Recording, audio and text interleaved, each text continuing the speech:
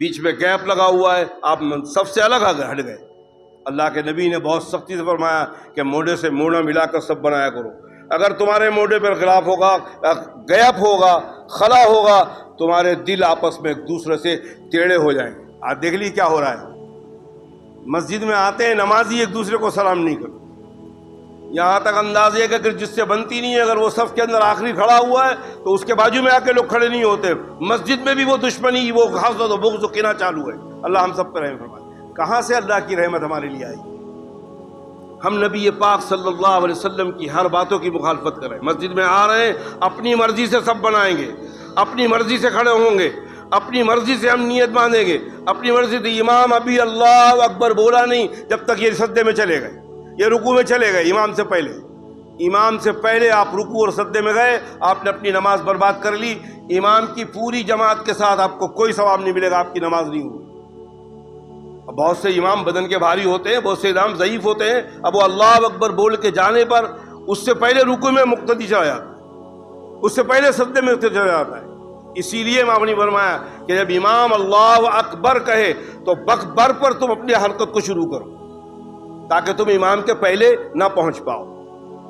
امام حنیفہ نے سورہ فاتحہ امام کے پیچھے نہ پڑھنے پہ یہی چیز رکھی ہے کہ ہم امام کی اقتدا کرتے ہیں، اور بڑی علمی بحث، بہت ہی علمی ظرف کے ساتھ آپ نے بیان کیا ہے کہ اگر امام کے پیچھے آدمی سورہ فاتحہ پڑھا تو امام نے اگر ولضالین آمین پہلے بول دیا اور اس کے بعد مقتدی ولضالین آمین بول رہا ہے تو یہ مقتدی تو امام کا امام ہو جائے گا۔ اقتدا کیسے کر رہا ہے؟ اسی لیے خلف امام کے پیچھے ہمیں امام حنیفہ نے سورہ فاتحہ پڑھنا منع کیا کہ امام کا سورہ فاتحہ پڑھنا مقتدی کے لیے ہو جاتا ہے۔ ان کے وقت کے بہت بڑے بزرگ امام تھے امام ظواہر، تمام علماء کو لے کے امام حنیفہ کے پاس پہنچے اور فرمایا آج میں آپ سے یہ بحث کرنے آیا ہوں کہ خلفت الامام امام کے پیچھے سورہ فاتحہ پڑھنا چاہیے کہ نہیں۔ اب 12 لوگ تھے، امام حنیفہ نے فرمایا کہ بھائی آپ 12 لوگ اگر سوال کرو گے تو میں ایک ایک کا سوال کا جواب کیسے دوں گا؟ آپ 12 میں سے کسی ایک آدمی کو منتخب کر لو کہ وہ مجھ سے سوال کرے، میں اس کا جواب دوں، تو 12 کے 12 آپ مطمئن ہو جائیں۔ ان تمام لوگوں نے 11 لوگوں نے امام ظواہر کو منتخب کیا کہ امام ظواہر بات کریں۔ فرمایا امام ظواہر جو سوال کریں گے اگر میں جواب دوں گا امام ظواہر مطمئن ہو جائیں گے تو آپ بھی مطمئن ہو جاؤ گے؟ فرمایا ہاں۔ فرمایا کیوں مطمئن ہو جاؤ گے؟ فرمایا ہم نے اپنا امام ظواہر کو بنایا ہے، یہ آپ سے بات کریں گے۔ حضرت امام حنیفہ مسکرا فرمایا یہی کام تو امام کرتا ہے، سارے مقتدیوں کی امامت امام کرتا ہے، آپ امام ظواہر کی بات مانتے ہیں۔ میں کہتا ہوں کہ امام کی امامت مقصد ہے، اس کے پیچھے امام کا پڑھ لینا، سورہ فاتحہ پڑھ لینا بھی پورا ہو گیا، قرات بھی پوری ہو گئی۔ اس کا آپ اعتراض کرتے ہو؟ کتاب میں لکھا ہے کہ امام ظواہر نے ماتھے پہ ایسے سر مارا کہ نعمان سے ہم بات کیسے کریں۔ اللہ نے وہ نوازا تھا امام حنیفہ رحمۃ اللہ، اللہ ان کی قبر کو نور سے بھر دیا۔ بہرحال یہ بیچ میں باتیں آ گئی مسئلے کے طور پہ۔ بہت اہم چیز ہے جمعہ کے اندر آپ آئے اور جمعہ کی نماز کے بعد جانے تک جمعہ کے جو تمام فضائل کے اعمال کے ثواب ہیں وہ اللہ کرے آپ کو پورا ملے۔ سب سے آخر میں آئیں گے اور سب سے پہلی سب میں گھسنے کی کوشش کریں گے، لوگوں کو موڑا نانگ کرائیں گے۔ اللہ کے نبی صلی اللہ علیہ وسلم نے فرمایا کہ پہلے آئے تو پہلی سب پہ بیٹھو۔ ایک تو مجمع ہے کہ پہلا آئے گا تو دیوار لگا کے وہاں بیٹھے ہوگا۔ آج کل چھوٹے چھوٹے بچوں کو دیکھو پہلی سب پہ بیٹھیں گے تسبیح لے کے، اور بڑا آئے گا تو اس کو ڈر لگتا ہے، اللہ جانے پہلی سب پہ کون سا جنات کھاتا ہے، ان کو ڈر لگتا ہے ہاتھ میں بیٹھ لوگ۔ جبکہ اللہ کے رسول فرمایا اگر پہلی سب کا ثواب اللہ دینے والے ہیں، اگر ایمان والوں کو پتہ لگ جائے تو ایک دوسرے کا گریبان پکڑ کے پیچھے کھسکیں اور پہلی سب پہ جانے کی کوشش کریں۔ ہمارا تو معاملہ، اور پھر مطمئن ہے کہ ہم نماز پڑھ رہے ہیں۔ کیسے نماز پڑھ رہے ہیں؟ سنت کا طریقہ یہ ہے کہ آپ جب سجدے میں جائیں تو ان دونوں پیروں پر گھٹنوں پر ہاتھ رکھ کے پھر آپ جائیں۔ آپ دیکھیں بڑے بڑے جانکار علماء کو دیکھا میں نے، گھٹنے پہ ہاتھ ہی نہیں رکھتے، ایسے ہی چلے جاتے۔ حضرت حاجی امداد اللہ مہاجر مکی سید الطائفہ ہمارے اکابرین کے اندر، مولانا قاسم نانوتی، مولانا رشید احمد صاحب گنگوئی، مولانا یعقوب صاحب نانوتی، یہ تب اللہ کے بندے حضرت سے بیعت تھے۔ آپ عالم نہیں تھے، لیکن قاسم نانوتی رحمۃ اللہ سے جب پوچھا کہ آپ اتنے بڑے عالم ہو کر ایک جاہل سے جا کر آپ نے بیعت کر لی، وہاں قاسم نانوتی نے جواب دیا کہ ہم لوگ عالم ہیں، حاجی امداد اللہ عالم گر ہیں، ایک نظر ڈالتے ہیں عالم بنا ڈالتے ہیں۔ حاجی صاحب رحمۃ اللہ علیہ نے ایک موقع پر تہجد کی نماز کی فضیلت بتائی اور 2 رکعت کی نیت سے اس انداز سے پڑھو، وہ خشوع اور خضوع آپ نے 2 رکعت پڑھ کر مریدین جو بیٹھے ہوئے تھے ان کے سامنے بتایا کہ اس انداز سے نماز پڑھو، سنت کا اتنا خیال رکھو۔ ایک خان صاحب تھے، وہ بھی آپ کے بیت تھے، انہوں نے یہ سن کے دوسرے دن تہجد وقت اٹھ کے اسی انداز سے نماز پڑھی 2 رکعت، جس انداز سے حاجی صاحب نے پڑھ کے بتایا، اور باقی پھر 8 رکعت اور تہجد پڑھی، لیکن 2 رکعت اسی انداز سے پڑھی، آخری 2 رکعت۔ اتفاق کی بات کہ پڑھتے اسی محلے مسلح پہ لیٹے، اذان کا وقت تھا، غنودگی ہو گئی، سو گئے، خواب میں دیکھا کہ 2 رکعت اللہ نے قبول فرما لیا ہے اور جنت کا مکان دکھایا جا رہا ہے ان کو کہ یہ جنت کا مکان ہے، لیکن اس میں ایک بہت خوبصورت حور ہے، لیکن وہ آنکھوں سے اندھی ہے۔ اب ان کو بڑا افسوس ہوا کہ اتنا خوبصورت جنت کا مکان، اتنی خوبصورت حور، لیکن آنکھوں سے اندھی ہے، بڑا افسوس ہوا۔ اذان ہوئی، آنکھ کھل گئی، نماز پڑھ کے حاجی صاحب کے پاس پہنچے، فوراً فرمایا حضرت میں نے آپ کے بتانے کے طریقے پہ 2 رکعت پڑھی، وہ 2 رکعت ایسی قبول ہوئی کہ اللہ نے مجھے غنودگی آئی اور سویا، اور خواب میں مجھے وہ مکان بتایا گیا جنت کا، اس کے اندر حور بتائی گئی، لیکن اللہ حضرت وہ حور جو تھی وہ آنکھوں سے اندھی تھی۔ بلا تمثیل حضرت حاجی صاحب نے پوچھا کیا تم آنکھ بند کر کے نماز پڑھ رہے تھے؟ یہ وہ اللہ والوں کا کارنامہ ہے۔ فرمایا حضرت ہاں میں آنکھ بند کر کے نماز پڑھا۔ فرمایا اللہ کے نبی کی ایک سنت چھوڑنے پر یہ نقصان ہوا کہ تمہاری حور اندھی ہوگی۔ نماز کو جتنا سنت کے طریقے پہ آپ پڑھیں گے، اللہ کے نبی صلی اللہ علیہ وسلم سے زیادہ اچھی نماز ہم پڑھ سکتے ہیں؟ اللہ کے نبی کو نماز پڑھتے ہوئے صحابہ نے دیکھا، صحابہ کو تابعین نے دیکھا، تابعین کو تبع تابعین نے دیکھا، اور بعد میں سلف کو خلف دیکھتے گئے، اس انداز سے نماز پڑھتے ہیں۔ ہم تو آتے ہیں کس انداز سے مسجد میں بیٹھتے ہیں، ہم ذرا خود غور کر لیں، اپنا محاسبہ خود کر لیں، اور آنے کے بعد مسجد کی ذمہ داری مؤذن اور امام کی اور خادم کی ہے کہ وہ لائٹ چالو کریں گے، وہ وقت پہ بٹن پنکھا بند کریں گے، وہ وقت پہ اے سی چالو کریں گے۔ یہ مقتدی آئے گا، چونکہ یہ چندہ دیا ہے مسجد میں، تو اپنے ہاتھ سے پنکھا چالو کرے گا۔ یہ اللہ کے گھر کا ادب ہے۔ اپنے گھر کے اندر اگر بیوی نے بول دی ہوگی کہ میرے اجازت کے بغیر بٹن چالو نہیں کرنا تو نہیں چالو کرے، لیکن مسجد اللہ کے گھر میں آ کے جماعت ختم ہو چکی ہے، بٹن چالو کر کے اکیلے تنہا نماز پڑھ رہا ہے، پنکھا چالو ہے، سلام پھیرا، مسجد سے نکل کے چل گیا، اللہ کے گھر کی لائٹ چل رہی ہے، میں پنکھا چل رہا ہے۔ یہ تمام چیزیں لکھی جاتی ہیں۔ وضو کے اندر آپ پانی کو زیادہ استعمال کر رہے ہیں، وہ بھی لکھا جائے گا۔ یا اسی مسجد کے اندر ہمارے ایک صاحب وضو بنا رہے تھے، پانی زیادہ نل پورا ہو رہا، ہمارے اقبال بھائی نے فرمایا ذرا پانی نل کم کھولو، تو اس نے پلٹ کے جواب دیا اقبال بھائی کو کہ پانی کم آنے والا نل لگانے کا، یہ نل کیوں لگا؟ اس قوم کا کیا کرنا، اللہ ہم سب پہ رحم۔ یہیں یہ وضو خانے کے اندر ایک نوجوان لڑکا وضو پہ بیٹھ کے، جس سے وضو بناتے ہیں اس پہ بیٹھ کر جوتے کی لیس باندھ رہا ہے۔ وہ ہمارے کمال چاچا تھے، اللہ ان کی مغفرت فرمائے، انہوں نے کہا میں بھیا اس پہ وضو کرتے ہیں، بولے اب تو چاچا میں نے رکھ لیا ہوں، اب تو باندھ ہی لوں۔ اس قوم کو ہدایت ملے گی، اس قوم کو اللہ ہدایت دیں گے جو نبی پاک صلی اللہ علیہ وسلم کی سنتوں کو اس طرح پامال کرتے ہیں۔ نہ مسجد کا ادب، نہ وضو خانے کا ادب، نہ امام کا ادب، نہ مؤذن کا ادب، نہ بڑوں کا ادب، نہ چھوٹوں کا ادب، نہ بیان سننے کا بھی بیان۔ یہ بیان جو ہو رہا ہے یہ سنت ہے جناب رسول اللہ صلی اللہ علیہ وسلم کی۔ یہ اس مقام پر جو بیٹھتا ہے معمولی بات نہیں ہے، اس کو کتنا بڑا جواب دینا ہوگا اپنے پروردگار کے سامنے۔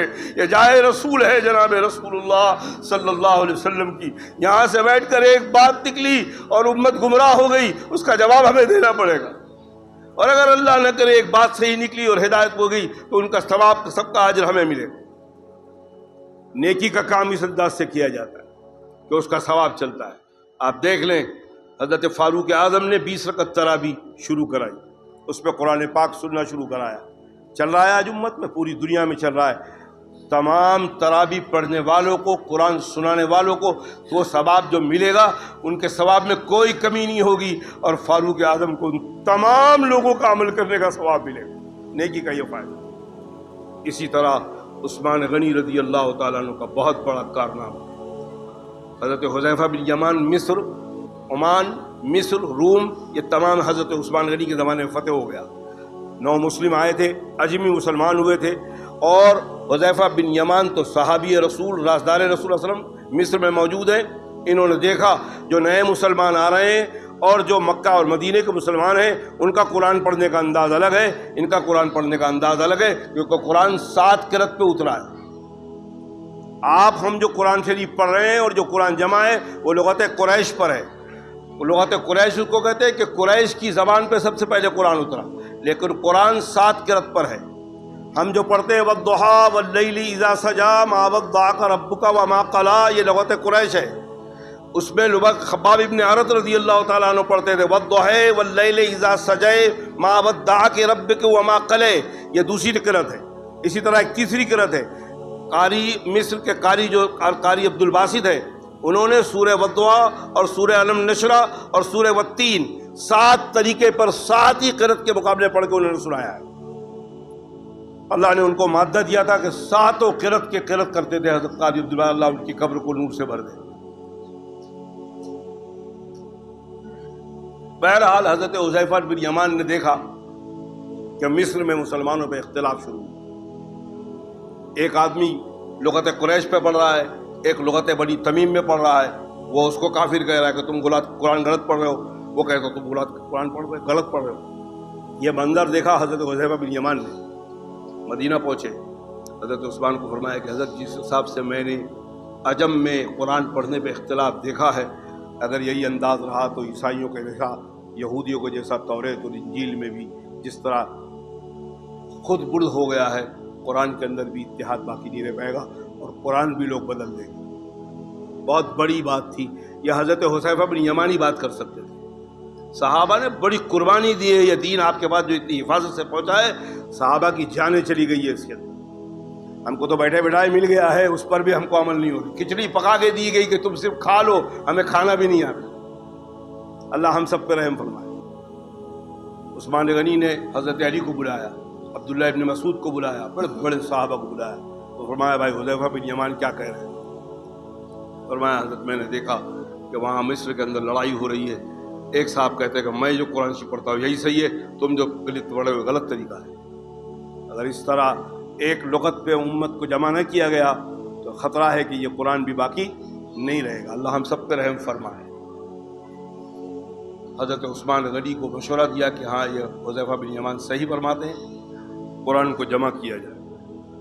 حضرت ابوبکر صدیق رضی اللہ تعالیٰ عنہ نے ایک نسخہ جو تیار کیا تھا بڑی محنت ساتھ، وہ ایک نسخہ تھا حضرت حفصہ رضی اللہ تعالیٰ عنہ جو امہات المومنین تھی، حضرت امیر معاویہ رضی اللہ تعالیٰ عنہ کی بہن، حضرت فاروق اعظم رضی اللہ عنہ کی بیٹی حضرت ام حفصہ رضی اللہ تعالیٰ عنہ۔ حضرت عثمان نے قاصد بھیجا اور فرمایا اگر آپ کے پاس وہ جو نسخہ ابوبکر کا ہے اگر وہ آپ دے دیں تو ہم قرآن کو جمع کرنا شروع کر رہے ہیں۔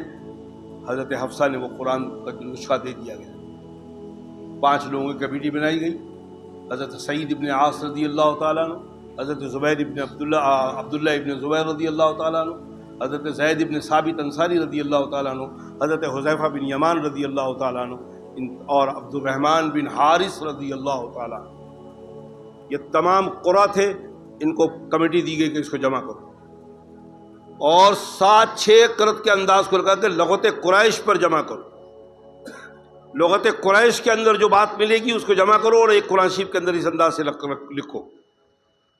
اس کو جمع کیا گیا، سارا قرآن مل گیا۔ قرآن کو جمع کرنے کا انداز یہ تھا، میں کہہ رہا ہوں آپ سن رہے ہیں، عثمان غنی کو کتنے پاپڑ بیلنے پڑے ہوں گے، صحابہ کو کتنے پاپڑ بیلنے پڑے ہوں گے، وہ تو جو جمع کر رہے ہوں گے ان کو معلوم، حضرت عثمان کو معلوم۔ حضرت عثمان روزانہ ان قاریوں کو بلا کے کہاں تک کام پہنچا، کہاں تک جمع کا معاملہ ہوا، کیونکہ قرآن اس انداز سے کرتے تھے کہ نسخے میں ملا ہے، کہیں پتھر پہ لکھا ہوا ہے، کہیں چمڑے پہ لکھا ہوا ہے، وہ لکھا ہوا ہے، حافظ قرآن کو بلا کے پڑھایا کہ یہ تمہارے سینے میں محفوظ ہے، یہ آیت ہے، وہ پڑھ کے سنائے۔